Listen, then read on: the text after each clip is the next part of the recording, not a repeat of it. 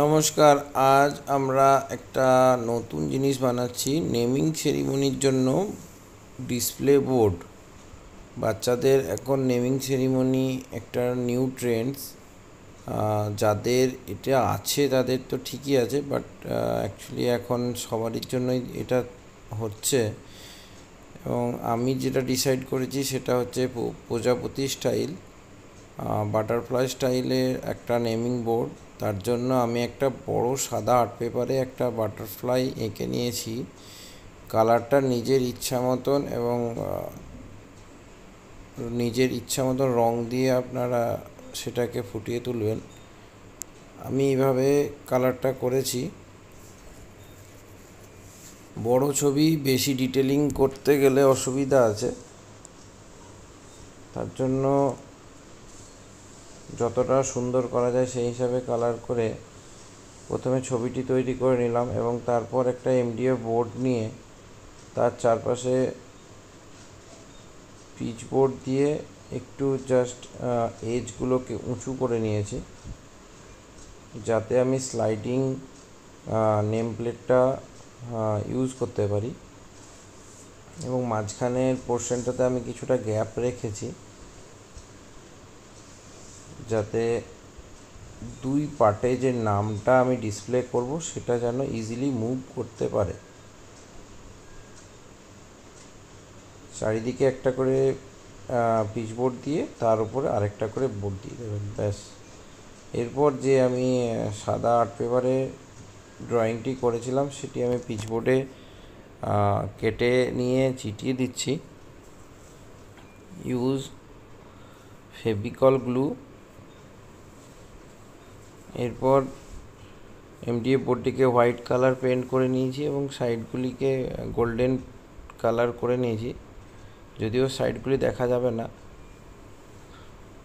এরপর স্লাইডিংয়ের জন্য দুটি আমি পিচবোর্ড বা আমি এখানে বাঁশ ব্যবহার করেছি, ব্যাম্বু স্টিক। আপনারা চাইলে কোনো একটু হার্ড মেটেরিয়াল ইউজ করতে পারেন। মাঝখান থেকে আমি প্রজাপতিটিকে কেটে নিয়েছি এবং যে দুটি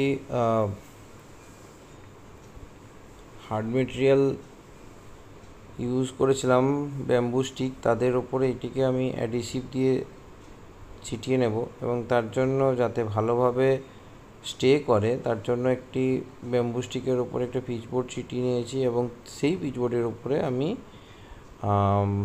প্রজাপতির একটি পোর্শন লাগাবো।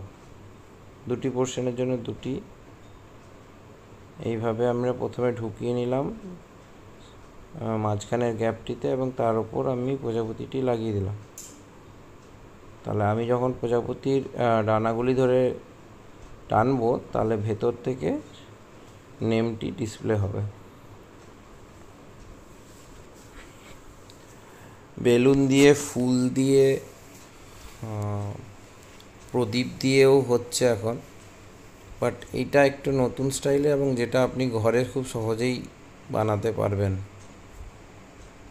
ভেতরে হোয়াইট কালার ছিল যেখানে, সেখানে আমি গ্লিটার পেপার ইউজ করে দিলাম।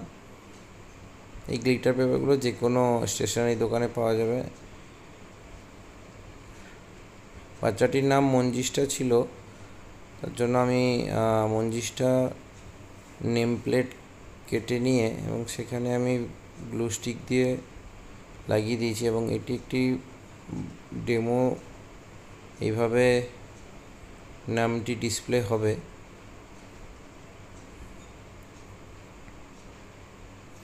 অবশ্যই এই সমস্ত কাজে আগে ট্রায়াল নিয়ে নেওয়া উচিত, বাট এন্ড মুভমেন্টে যাতে কোনো অসুবিধা না সৃষ্টি হয়।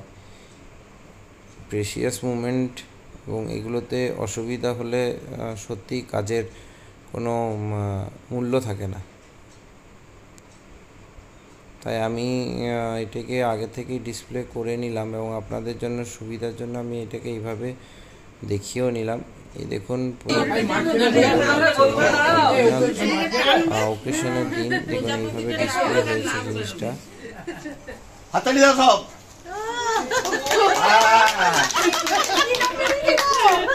বন্ধুরা, কেমন লাগলো? ভালো লাগলে আপনারাও ব্যবহার করুন। দারুণ লেখাটা হয়েছে, ধন্যবাদ। ঠিক আছে, দারুণ হয়েছে, বাংলা লেখাটা এত সুন্দর হয়েছে, দারুণ দারুণ। দারুণ সুন্দর। আচ্ছা ঠিক আছে। অফিসে চলে যাও সবাই। দারুণ সুন্দর হয়েছে।